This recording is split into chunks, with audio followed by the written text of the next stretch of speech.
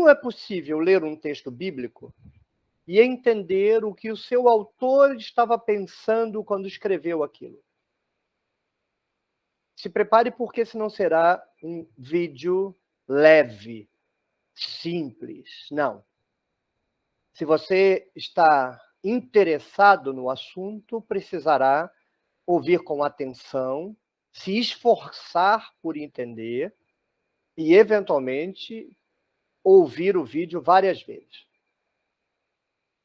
Primeiro, eu quero dizer que eu tenho consciência do livro do Alain Sokal, Imposturas Intelectuais, em que ele denunciava o uso de categorias de um campo da ciência por outros campos da ciência, extraindo axiomas, preceitos de um campo e aplicando no outro de modo absolutamente irresponsável.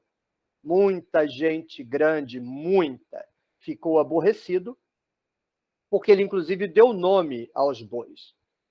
Recomendaria, se você tiver curiosidade, Imposturas Intelectuais, do Alain Sokal. Por exemplo, eu me dou o direito de aproximar o fenômeno à denúncia do Sokal de todo mundo que, lidando com ciências humanas, acrescente na sua frase física quântica. Para mim, qualquer uso da expressão física quântica numa reflexão anunciada como no campo das ciências humanas é uma impostura intelectual. Eu paro de ouvir e de ler imediatamente, seja quem for que use a palavra, em que literatura for. Eu estou fazendo essa advertência porque eu vou juntar dois campos da ciência, num campo ciência dura e no outro ciência mole, e vou fazer uma associação. Farei uma associação no campo da questão, da problematização. Eu vou problematizar a questão de como é possível entender o pensamento de um autor quando você lê o texto dele. Qual é o mecanismo cerebral que dá conta disso?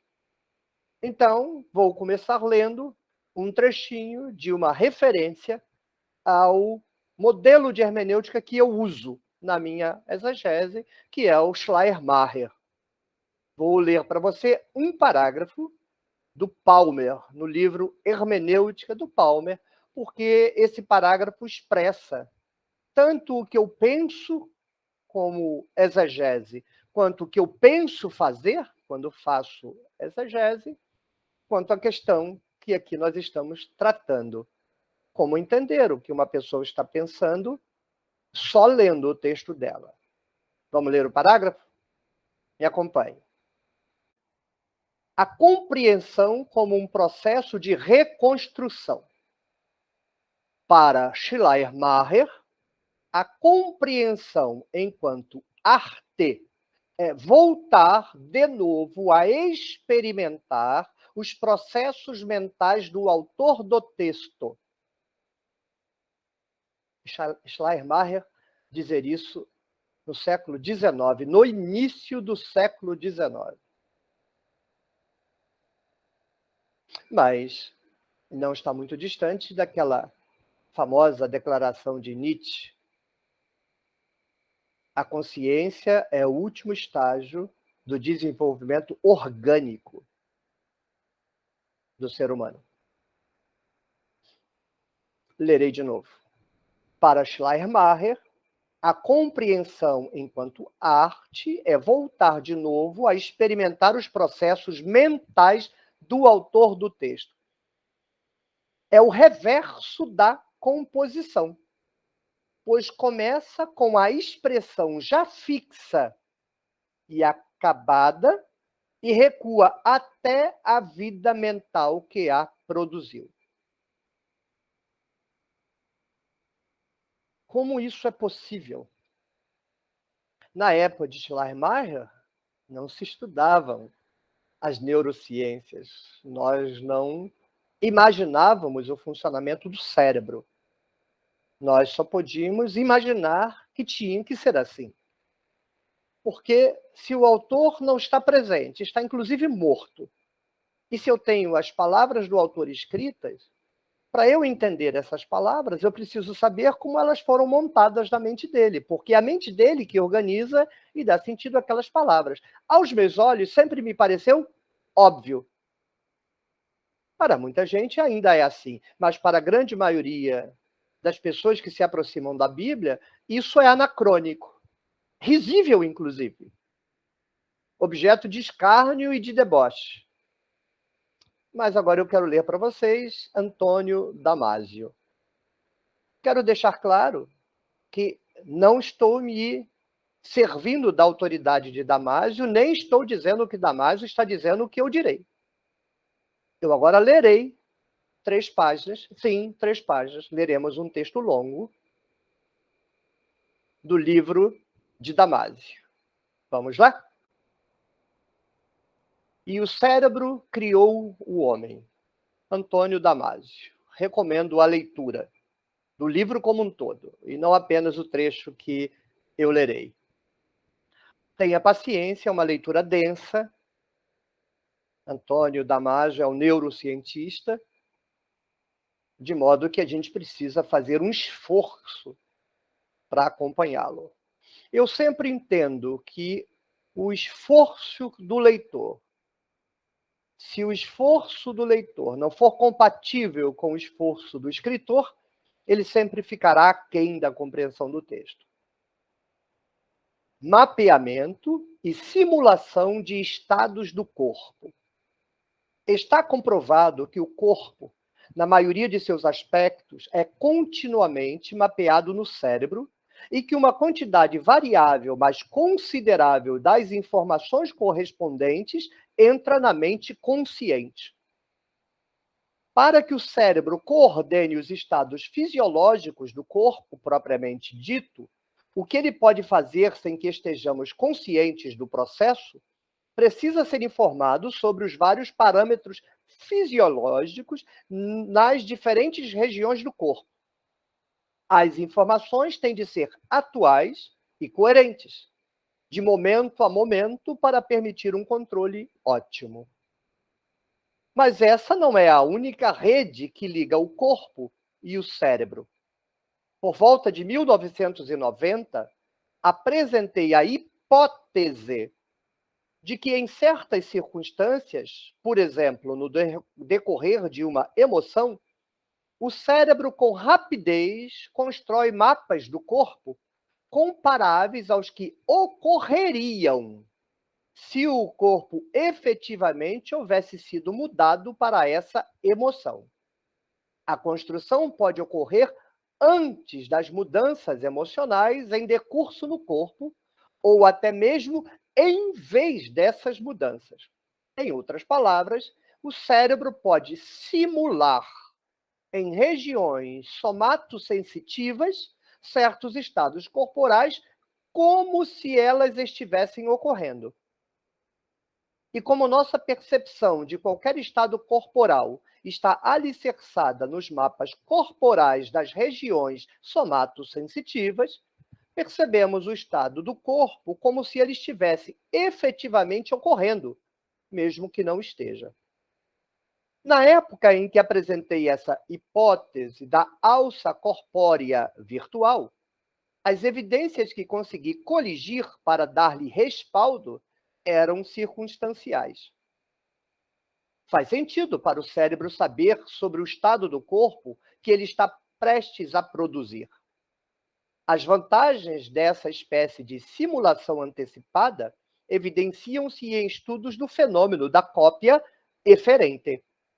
A cópia eferente é o que permite estruturas motoras que estão na iminência de comandar a execução de determinado movimento informar as estruturas visuais da consequência provável desse movimento, no que respeita ao deslocamento espacial. Por exemplo, quando nossos olhos estão prestes a mover-se na direção de um objeto situado na periferia da visão, a região visual do cérebro é avisada do movimento iminente e fica pronta para facilitar a transição para o novo objeto, sem criar um borrão na imagem. Em outras palavras, permite-se que a região visual preveja a consequência do movimento. Simular um estado do corpo sem de fato produzi-lo reduziria o tempo de processamento e pouparia energia. A hipótese da alça corpórea virtual implica que as estruturas cerebrais incumbidas de desencadear determinada emoção são capazes de se conectar às estruturas nas quais seria mapeado o estado corporal correspondente à emoção. Por exemplo, a amígdala, um sítio desencadeador do medo, e o córtex pré-frontal ventromediano, o sítio que desencadearia a compaixão, teriam de conectar-se com regiões somatossensitivas, áreas como o córtex insular S2, S1 e os córtex associativos somatossensitivos, onde estados correntes do corpo são processados continuamente. Tais conexões existem e, assim, possibilitam a implementação do mecanismo da alça corpórea virtual. Até então, ele tratava como uma hipótese defendida por ele em 1990. E até agora não tratamos do que isso tem a ver com entender o autor de um texto. Consegue adivinhar onde Damásio me levará? Recentemente, várias fontes trouxeram subsídios para essa hipótese. Uma delas é a série de experimentos feita por Giacomo Rizzolatti e colegas. Eles implantaram eletrodos no cérebro de macacos e puseram esses animais para observar um pesquisador que executava diversas ações. Quando o macaco via o pesquisador mover a mão, neurônios das regiões cerebrais do macaco relacionadas ao movimento de sua própria mão ativavam-se como se o macaco, e não o investigador, estivesse executando a ação. Na realidade, porém, o macaco permanecia imóvel. Os autores denominaram neurônios espelho. Já ouviu na sua vida alguma vez falar de neurônios espelho? Os autores denominaram neurônios espelho aqueles neurônios que se comportaram desse modo. Estamos entrando onde eu pretendo me arriscar, correndo o risco de uma impostura intelectual. Os chamados neurônios espelho são, com efeito, o supremo dispositivo de simulação dos estados do corpo no cérebro. A rede na qual esses neurônios estão inseridos realiza conceitualmente o que visualizei como sistema da alça corpórea virtual. A simulação em mapas cerebrais do corpo de um estado corporal que não está ocorrendo de verdade no organismo. O fato de que o estado corporal simulado pelos neurônios espelho não é o estado corporal do indivíduo amplifica o poder da sua semelhança funcional. Se um cérebro complexo pode simular o estado corporal de outro indivíduo, vou ler de novo. Se um cérebro complexo pode simular o estado corporal de outro indivíduo, é o que o macaco fez. Simulou o comportamento corporal do observador. É de supor que seria capaz de simular os estados de seu próprio corpo. Um estado que já ocorreu no organismo deveria ser mais fácil de simular, pois já foi mapeado precisamente pelas mesmas estruturas somatossensitivas, que agora são responsáveis por simulá-lo. Suponho que o sistema da simulação aplicado a terceiros não se teria desenvolvido se, antes de tudo, não existisse um sistema de simulação aplicado ao próprio organismo ao qual pertence o cérebro, por suposto. A natureza das estruturas cerebrais envolvidas nesse processo reforça a sugestiva semelhança funcional entre a alça corpórea virtual e o funcionamento dos neurônios espelho. Para a alça corpórea virtual, supus que neurônios em áreas associadas à emoção, como o córtex pré-motor, pré-frontal, no caso da compaixão, e a amígdala, no caso do medo, ativariam regiões que normalmente mapeiam o estado do corpo e, por sua vez, o impelem à ação. Nos humanos, essas regiões incluem o complexo somatomotor nos opérculos rolândicos e parietais e o córtex insular. Não se preocupe com esses termos, você não precisa dominá-los. Todas essas regiões têm duplo papel somatomotor.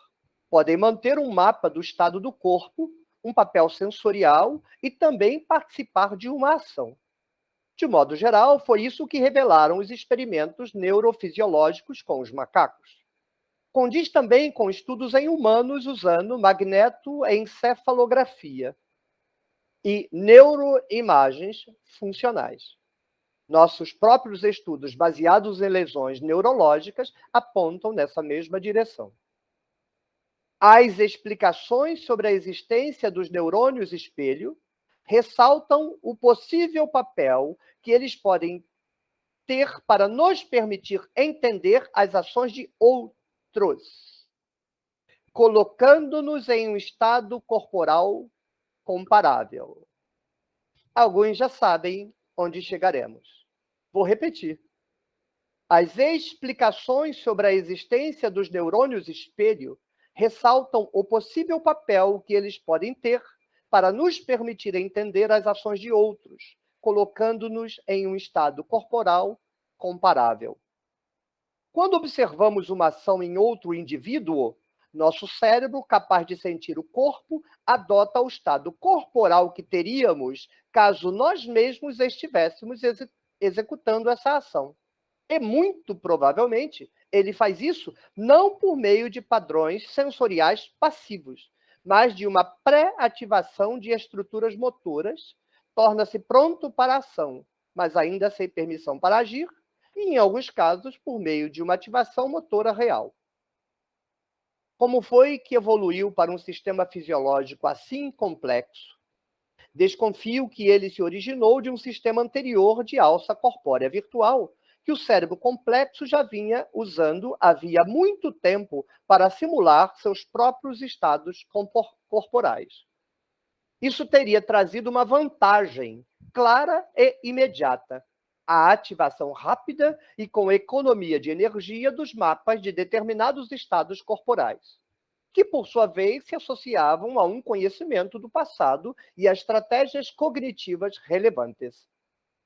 Por fim, o sistema de simulação foi aplicado a terceiros e prevaleceu graças às igualmente óbvias vantagens sociais que o indivíduo pode ter quando conhece os estados corporais dos outros, já que tais estados são expressões de estados mentais.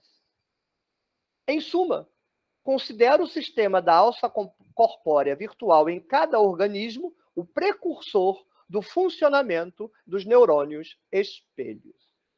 Último parágrafo. Como veremos na parte 3, o fato de o corpo de um organismo poder ser representado no cérebro é essencial para a criação do self. Mas a representação do corpo pelo cérebro tem outra implicação fundamental. Assim como podemos representar os nossos próprios estados corporais, podemos também simular com mais facilidade os estados corporais equivalentes em outros indivíduos. Subsequentemente, a relação que estabelecemos entre nossos próprios estados corporais e a significância que eles adquiriram para nós podem ser transferidas para o estado corporal de terceiros simulado em nosso cérebro. E nessa etapa podemos atribuir uma significância corporal a essa simulação.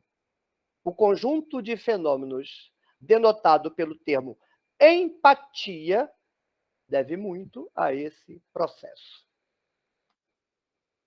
Onde eu quero chegar? Especulando. Acho que quando nós lemos um texto e comandamos o nosso cérebro a abandonar a gosma alegórica, quando nós comandamos o nosso cérebro a abandonar as leituras políticas, não queremos produzir sentido, cérebro. Aí o cérebro, ok. Quando nós abandonamos as leituras estéticas, não quero um orgasmo intelectual, cérebro. O cérebro anota. Aí o cérebro pergunta, e o que queres?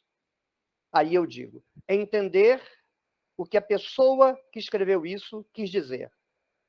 À medida que você vai treinando o cérebro, eu acho que os neurônios espelho agem fazendo com que a gente simule o seguinte estado mental. Fora eu a dizer isso, o que eu estaria querendo dizer? E então nós emulamos na nossa mente o que de fato aconteceu na mente de quem escreveu. Não é um processo mágico de entrar na cabeça dele.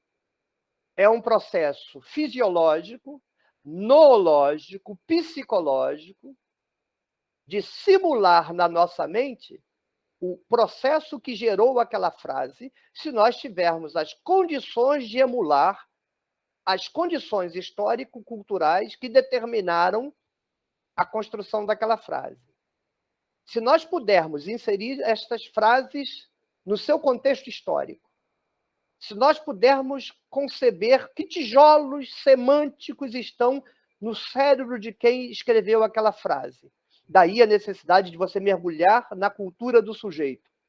E se você ler a frase com atenção, com muita atenção, com zelo, com muito zelo, dominar a sintaxe, mais do que meramente as palavras, a relação entre as palavras, e você se tornar tão íntimo da cultura em que aquela frase foi preparada, você é capaz de simular na sua mente o significado que aquela frase tinha no momento em que ela foi produzida.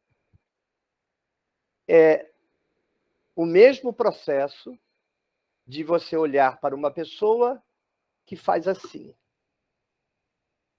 Aí o seu cérebro, agora segundo Damasio, emula na sua mente o que é que você está querendo dizer quando você faz assim. Quando você faz assim, você está se protegendo. Então aquela pessoa está se protegendo, porque ela está fazendo o que você faz quando faz assim. Então ela está com medo de alguma coisa e está se protegendo. Nós fazemos isso o tempo todo. Nós não damos conta disso porque é natural. Mas eu acho que a gente faz isso não o tempo todo quando lê, porque nós abandonamos o esforço de recuperar o sentido original dos textos.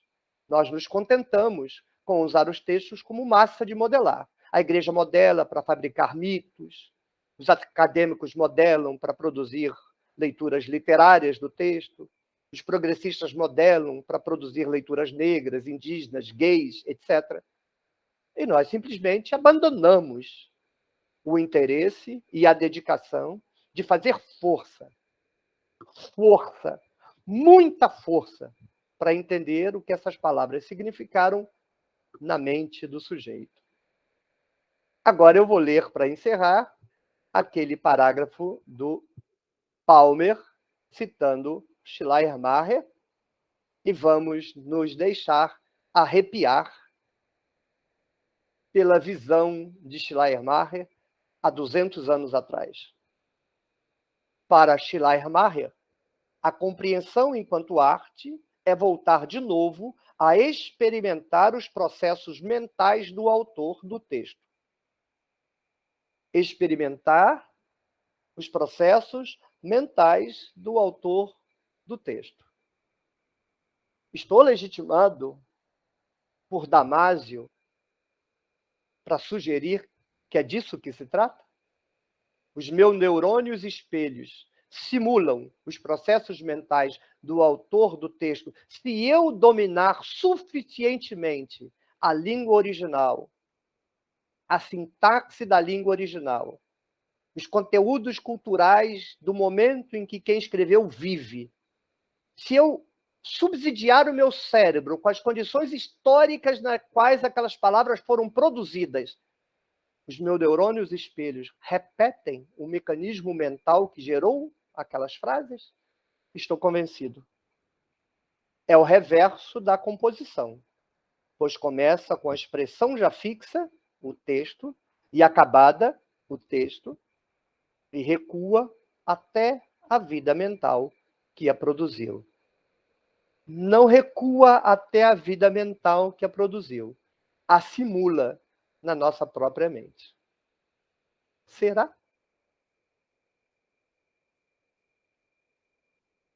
Tchau, tchau. Até o próximo vídeo.